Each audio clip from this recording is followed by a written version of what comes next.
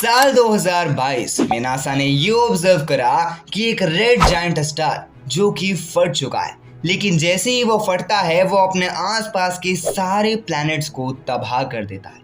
I know it's terrifying ना, but उससे हमें क्या करना, तो मैं आपकी जानकारी के लिए बता दूं कि हमारे करीबी सितारा जिसका नाम CW लियोनिस है, उसके साथ भी यही सेम कंडीशन हो रही है, यानी कि वो अभी राइट नाउ टाइम पे रेड जायंट स्टार की फॉर्म पे है। और उससे भी खास बात यह है कि वो कभी इतना ज़्यादा एक्सपोजर देता है और कभी इतना ज़्यादा डिम सा हो जाता है, यानी कि वो राइट नाउ टाइम पे ब्लिंकिंग प्रोसेस पे भी है। और अगर ये फूटता है तो क्या ये हमें फोड़ देगा? So let's come to the video title.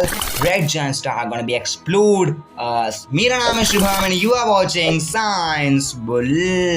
So well, ये बात है 1969 की, जब फर्स्ट टाइम CW लियोनिस को देखा गया था। अमेरिकन एस्ट्रोफिजिक्स एरिक बैकिंग नॉर्मली अपनी ऑब्जर्वेशन कर रहे होते हैं, लेकिन तभी वो ऑब्जर्वेशन के दौरान एक सितारे को ढूंढते हैं जो सितारा बेसिकली एक्चुअली में रोशनी को कम और ज़्यादा कर रहा होता है। और ये चीज़ वाकई में उन्हें काफ़ी ज़्यादा डरा देती है, क्योंकि वो ये जानते थे कि एक्चुअली में अगर कोई भी स्टार अपनी रोशनी को कम ज़्यादा कर रहा है तो वो रेड जायंट स्टार ही हो सकता है। और जैसे ही ये चीज़ वो सारे एस्ट्रोनॉमर्स को बताते हैं, वहाँ जितने भी एस्ट्रोनॉमर और साइंटिस्ट रहते हैं वो सब के सब डर जाते हैं। उन्हें ये लगता है कि क्या ये स्टार राइट नाउ टाइम पे फट सकता है या फिर नहीं।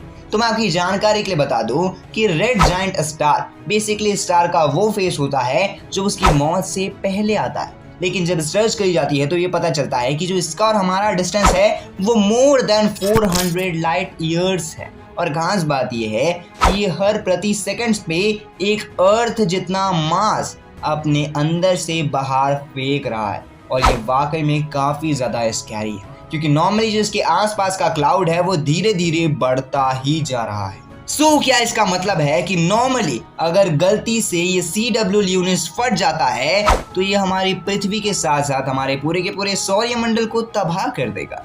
तो मैं आपकी जानकारी के लिए बता दूं कि ये कोई नॉर्मल रेड जायंट स्टार नहीं है, बल्कि ये कार्बन रेड जायंट स्टार है, यानी कि नॉर्मली ये कार्बन स्टार है। और अगर कार्बन स्टार फटता है तो इसके मेजॉरिटी ऑफ द चांसेस है कि वहां पर न्यू प्लैनेट्स फॉर्म हो, जिसके अंदर मेजॉरिटी ऑफ द चांसेस है कि न्यू लाइफ भी पॉसिबल हो। बट कैसे? सो कार्बन स्टार बेसिकली एक ऐसा स्टार होता है जिसके अंदर का जो न्यूक्लियस रहता है, बेसिकली हम कोर जिसे कहते हैं, उसके अंदर हाइड्रोजन के जितने भी एलिमेंट्स रहते हैं वो फ्यूजन करके हीलियम को क्रिएट करते हैं। फिर जो हीलियम रहता है वो धीरे धीरे फ्यूजन करके बेरिलियम को क्रिएट करता है, और जो बेरिलियम रहता है वो वापस से फ्यूजन करता है हीलियम के साथ और क्रिएट करता है कार्बन के आइसोटोप को, जिसकी वजह से धीरे धीरे वो एक स्टार जो बेसिकली रेड जायंट स्टार था वो देखते ही देखते एक कार्बन स्टार बन जाता है। और अगर गलती से कार्बन स्टार फूट जाता है तो होता ये है कि उसके आसपास की जितनी भी चीज़ें रहती है वहाँ पर बेसिकली DNA स्ट्रक्चर्स भी फॉर्म होना शुरू हो जाते हैं। और उससे भी खास बात ये है कि जैसे ये फूटता है